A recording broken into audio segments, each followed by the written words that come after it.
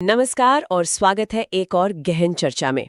सोचिए, क्या ये मुमकिन है कि आपकी मोटरसाइकिल 1 लीटर पेट्रोल में 170 किलोमीटर से भी ज्यादा चल पड़े। सुनने में तो ये बिल्कुल किसी साइंस फिक्शन फिल्म जैसा लगता है। हाँ, लेकिन ये कोई कल्पना नहीं है। ये प्रयागराज के एक भारतीय आविष्कारक का दावा है। उन्होंने एक बिल्कुल नए तरह का इंजन बनाया है। जी हाँ, और आज हम इसी दावे पर, इसी आविष्कार पर बात करने वाले हैं।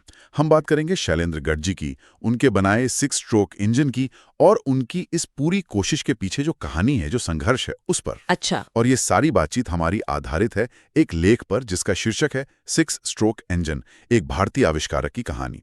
हम उसी के कुछ खास हिस्सों पर ध्यान देंगे। ठीक है, तो आज का हमारा इरादा बिल्कुल साफ है। ये अनोखा इंजन है क्या, इसकी तकनीक क्या है, थोड़ा इसे समझें। फिर इसके आविष्कारक का सफर कैसा रहा, उनका जुनून, उनका संघर्ष, और ये जो दावे हैं 170-176 किलोमीटर वाले, इसमें कितनी सच्चाई है। और आखिर में ये भी देखेंगे कि अगर ये इतना ही क्रांतिकारी है तो फिर इसके सामने चुनौतियां क्यों हैं, क्यों ये चीज आगे बढ़ती नहीं दिख रही। बिल्कुल, तो शुरू करते हैं। ये 6 स्ट्रोक इंजन और इसका ये जो बड़ा दावा है, ये है क्या आखिर? हाँ, बताइए जरा। तो जैसा आपने बताया, ये इंजन प्रयागराज के शैलेंद्र गर्ग जी का आविष्कार है। और इसका जो सबसे कह सकते हैं चौंकाने वाला दावा है, वो है इसकी माइलेज। स्रोत बताता है कि जब सड़क पर इसका टेस्ट किया गया तो इस इंजन वाली गाड़ी ने 1 लीटर पेट्रोल में करीब 176 से 177 किलोमीटर का औसत दिया। 176 किलोमीटर। जी हाँ। आज के जमाने में जहां बाइक 40, 50, 60 का एवरेज देती हैं, वहां 176, ये तो सुनने में ही यकीन नहीं होता। बिल्कुल, ये आंकड़ा वाकई बहुत बड़ा है। तो ये होता कैसे है, ये काम कैसे करता है इंजन? क्या ये आम इंजन से अलग है? हाँ, ये बहुत जरूरी सवाल है। देखिए, आजकल ज्यादातर गाड़ियों में हम 4 स्ट्रोक इंजन देखते हैं ना। हाँ, 4 stroke, intake, compression, power, exhaust. बिल्कुल, ये 4 स्टेप होते हैं। अब 6 स्ट्रोक इंजन का जो मूल आइडिया है वो ये है कि ये इन 4 स्ट्रोक्स के बाद 2 और स्ट्रोक जोड़ता है। ये जो एक्स्ट्रा स्ट्रोक हैं, इनका काम है इंजन में जो फालतू गर्मी पैदा होती है, जिसे हम वेस्ट हीट कहते हैं, या जो जली हुई गैसें हैं, उनमें अगर कुछ बची कुची ऊर्जा है तो उसे भी इस्तेमाल करना। अच्छा, वेस्ट एनर्जी को रिसाइकिल करने जैसा। हाँ, कुछ वैसा ही समझ लीजिए। सिद्धांत ये है कि इस एनर्जी रिकवरी से इंजन की ओवरऑल एफिशिएंसी, क्षमता बढ़ जाती है। और जब क्षमता बढ़ती है तो पेट्रोल कम खर्च होता है और माइलेज ज्यादा मिलती है। तो ये है 6 स्ट्रोक का फंडा, एक्स्ट्रा स्ट्रोक से बची ऊर्जा का इस्तेमाल। ठीक है, समझ आया। और ये जो 176 किलोमीटर का आंकड़ा है, क्या इसे और भी बेहतर किया जा सकता है, ऐसा कुछ कहा गया है? हाँ, आविष्कारक शैलेंद्र गर्ग जी का तो यही मानना है। स्रोत के मुताबिक वो मानते हैं कि अगर इस डिजाइन को और सुधारा जाए और रिफाइन किया जाए तो शायद 200 किलोमीटर प्रति लीटर से भी ज्यादा माइलेज मिल सकती है। 200 किलोमीटर? जी, उनका ये अनुमान है। स्रोत में एक और टेस्ट का जिक्र है जहां इसे एक टीवीएस मोटरसाइकिल पर लगाया गया था। अच्छा, टीवीएस पर। हाँ, और उस टेस्ट में भी माइलेज 120 किलोमीटर प्रति लीटर से ज्यादा आई थी, जो कि आम इंजनों के मुकाबले तो काफी ज्यादा है। जबरदस्त माइलेज। तो एक बात हुई, क्या इस इंजन के कुछ और भी फायदे बताए गए हैं, जैसे अक्सर नई टेक्नोलॉजी के कई पहलू होते हैं? हाँ, बिल्कुल। माइलेज के अलावा 2 और बड़े फायदे स्रोत में गिनाए गए हैं। पहला तो जाहिर है, पेट्रोल की खपत में भारी कमी। अगर गाड़ियां इतना ज्यादा चलने लगें तो सोचिए आम आदमी का ट्रांसपोर्ट का खर्चा कितना कम हो सकता है। ही जरूरी है वो है प्रदूषण में कमी। अच्छा, प्रदूषण भी कम? हाँ, क्योंकि जब ईंधन ही कम चलेगा तो जहरीली गैसें भी कम निकलेंगी। ये पर्यावरण के लिए भी एक बहुत अच्छी बात हो सकती है। कम खर्च, कम प्रदूषण और शानदार माइलेज, ये तो सुनने में बिल्कुल किसी सपने जैसा है तो लेकिन ऐसे बड़े बदलाव वाले आइडियाज, अक्सर इनके पीछे एक लंबी और मुश्किल कहानी होती है। स्रोत बताता है कि शैलेंद्र गर्ग जी का सफर भी आसान नहीं रहा है। बिल्कुल सही कहा आपने। ये कोई रातों रात हुआ चमत्कार नहीं है। स्रोत के अनुसार शैलेंद्र गर्ग जी ने अपनी जिंदगी के 18 साल इस एक इंजन को बनाने में लगा दिए हैं। 18 साल?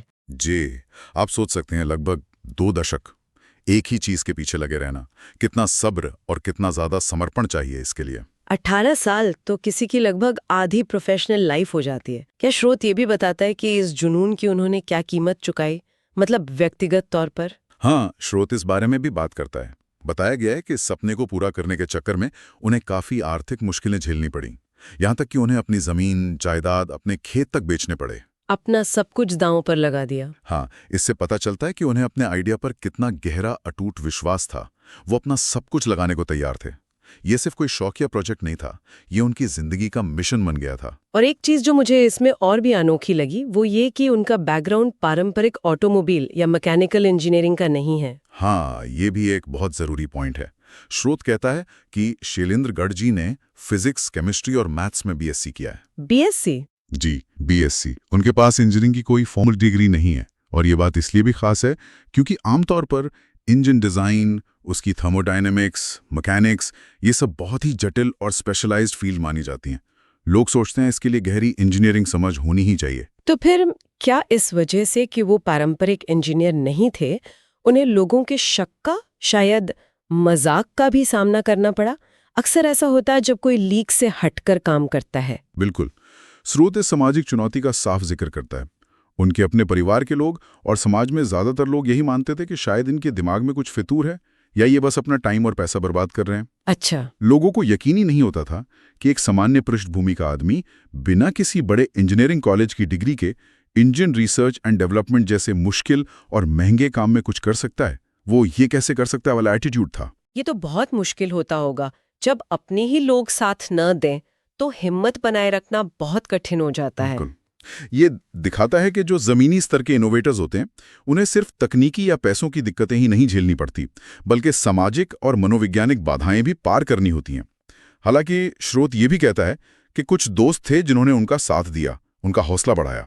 चलो, कुछ तो सहारा था। हाँ, लेकिन जो बात सबसे ज्यादा उभर कर आती है वो है शैलेंद्र गर्ग जी का खुद पर और अपने काम पर अटूट विश्वास। उनका अपना आत्मविश्वास। जी, स्रोत में उनके हवाले से कहा गया है कि उन्हें पहले दिन से ही ये यकीन था कि वो जो कर रहे हैं उसका नतीजा जरूर निकलेगा, मेहनत रंग लाएगी।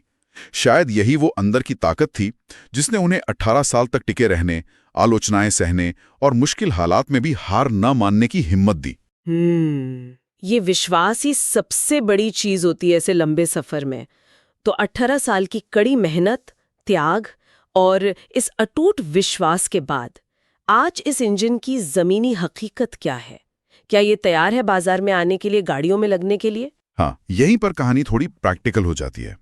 स्रोत साफ कहता है कि इंजन का जो रिसर्च और डेवलपमेंट है, R&D जिसे कहते हैं, वो अभी भी काफी क्रूड फॉर्म में है। क्रूड फॉर्म मतलब ये कि हाँ, एक काम करने वाला प्रोटोटाइप तो बन गया है, वो चल रहा है, नतीजे दिखा रहा है, लेकिन ये अभी उस लेवल पर नहीं है जिसे आप मास प्रोडक्शन यानी बड़े पैमाने पर बनाने के लिए तैयार मान सकें।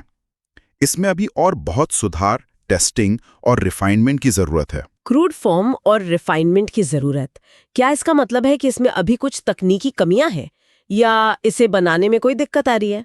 मुख्य तकनीकी मुश्किल जिसका स्रोत जिक्र करता है वो है मैन्युफैक्चरिंग में, यानी बनाने में सटीकता, जिसे प्रिसिशन कहते हैं, उसकी कमी।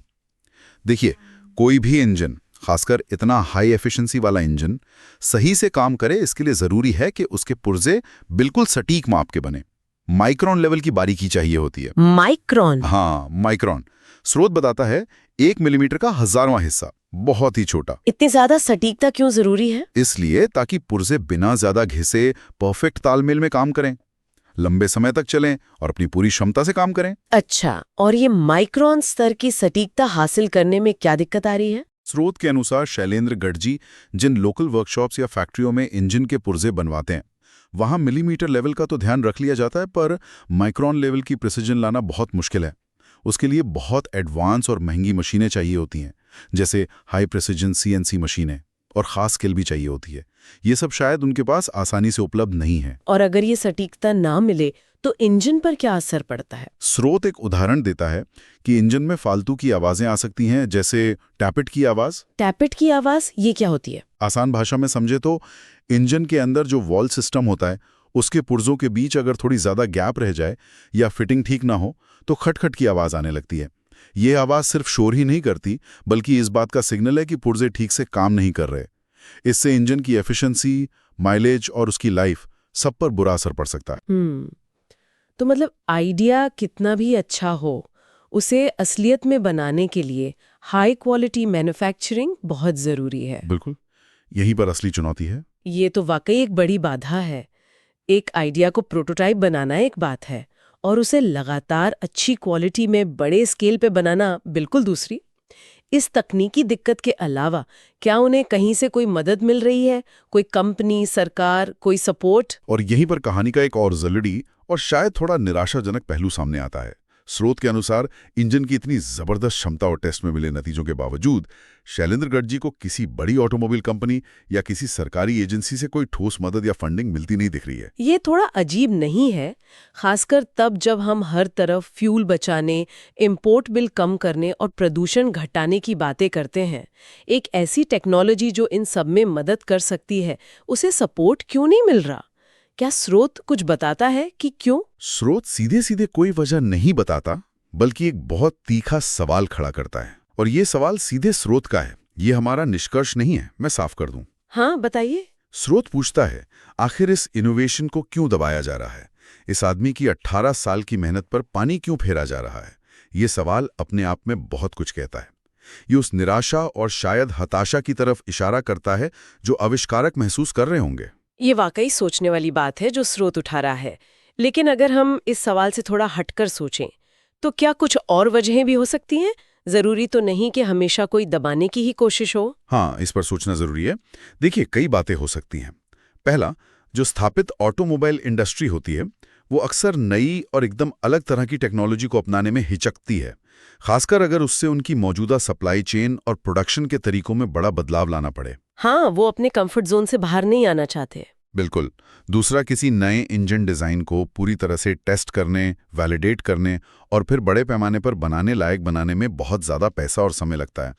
कंपनियां शायद ये बिजनेस रिस्क लेने से बचना चाहती हों, खासकर जब आविष्कारक एक अकेला व्यक्ति हो जिसके पीछे कोई बड़ी कंपनी ना हो। ये भी एक पहलू है। तीसरा, कभी कभी ऐसा भी होता है कि जब कोई आविष्कारक पारंपरिक बैकग्राउंड से नहीं होता तो इंडस्ट्री उसके दावों को थोड़ा शक की नज़र से देखती है, जब तक कि कोई बहुत जानी मानी स्वतंत्र संस्था उसे पूरी तरह से सर्टिफाई ना कर दे। अच्छा, क्रेडिबिलिटी का सवाल। हाँ, और चौथा, जैसा हमने बात की, वो माइक्रोन लेवल की मैन्युफैक्चरिंग वाली दिक्कत, वो एक असली बाधा है। जब तक वो हल नहीं होगी तब तक बड़े पैमाने पर उत्पादन वैसे भी मुश्किल है।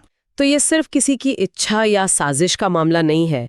इसमें टेक्नोलॉजी कितनी तैयार है, बिजनेस के लिहाज से कितना प्रैक्टिकल है, इंडस्ट्री का रवैया कैसा है और सपोर्ट सिस्टम कितना मजबूत है, ये सब चीजें शामिल हैं। बिल्कुल। ये स्थिति भारत में कई हार्डवेयर इनोवेटर्स के सामने आती है। वो एक बेहतरीन प्रोटोटाइप तो बना लेते हैं, लेकिन उसके बाद उसे बाजार तक ले जाने का सफर मुश्किल हो जाता है। फंडिंग की कमी, इंडस्ट्री से पार्टनरशिप ना मिलना, हाई एंड मैन्युफैक्चरिंग सुविधाओं का अभाव और कभी-कभी सरकारी नीतियों का सपोर्ट ना मिलना, इन वजहों से गाड़ी रुक जाती है। एक अकेले इंसान का जुनून और टैलेंट एक हद तक ही काम आ सकता है, उसके बाद पूरे इकोसिस्टम के साथ की जरूरत पड़ती है। तो कुल मिलाकर हमारे सामने एक ऐसी कहानी है जिसमें एक तरफ तो एक ऐसा आविष्कार है जिसमें जबरदस्त क्षमता दिखती है, उसके पीछे एक इंसान का लगभग 2 दशक का संघर्ष और अटूट लगन है, लेकिन दूसरी तरफ तकनीकी बारीकियां हैं, जैसे वो माइक्रोन लेवल वाली सटीकता और बाहरी मदद की कमी, चाहे वो कंपनियों से हो या सरकार से। ये बड़ी बाधाएं खड़ी हैं। हाँ, बिल्कुल, यही सार है इस पूरी कहानी का। प्रयागराज की शैलेंद्र गर्ग जी का 6 स्ट्रोक इंजन, जो कागज पर और शुरुआती टेस्ट में 176 किलोमीटर प्रति लीटर तक की अभूतपूर्व माइलेज और कम प्रदूषण का वादा करता है, ये उनकी 18 साल की तपस्या का नतीजा है। उन्होंने इसके लिए बहुत बड़ी व्यक्तिगत कीमत चुकाई है, समाज के संदेश झेले हैं, लेकिन ये आविष्कार अभी भी एक बहुत ही नाजुक मोड़ पर है। इसे तकनीकी तौर पर पक्का होने के लिए माइक्रोन लेवल की सटीक मैन्युफैक्चरिंग चाहिए और बाजार में कामयाब होने के लिए बाहरी निवेश और सपोर्ट की सख्त जरूरत है, जो कि फिलहाल तो दूर की कौड़ी ही नजर आ रही है। ये पूरी बातचीत हमें एक बड़े सवाल पर लाकर छोड़ देती है, जो सिर्फ इसी एक आविष्कार के बारे में नहीं है, और यही आज की हमारी चर्चा का अंतिम विचार बिंदु भी होगा। हाँ, सोचने वाला सवाल यह है कि किसी भी आविष्कार, खासकर जब वो जमीनी स्तर से, ग्रासरूट लेवल से उभरा हो, तो उसकी अपनी तकनीकी काबिलियत और उसकी असल दुनिया में कामयाबी के बीच अक्सर कौन सी अंधे की दीवारें खड़ी हो जाती हैं।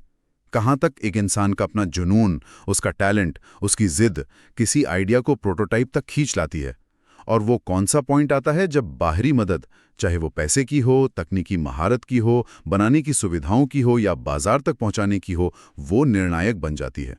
और हम एक समाज के तौर पर, एक देश के तौर पर ऐसे ज़मीनी आविष्कारों को आगे बढ़ने के लिए सही माहौल कैसे दे सकते हैं, खासकर उन फील्ड्स में जहां हाईटेक और बड़े निवेश की ज़रूरत होती है। इन सवालों पर सोचने की जरूरत है। बिल्कुल। और इन्हीं सवालों के साथ आज की एक गहन पड़ताल यहीं समाप्त होती है। उम्मीद है आपको ये चर्चा जानकारी भरी और सोचने पे मजबूर करने वाली लगी होगी। सुनने के लिए धन्यवाद।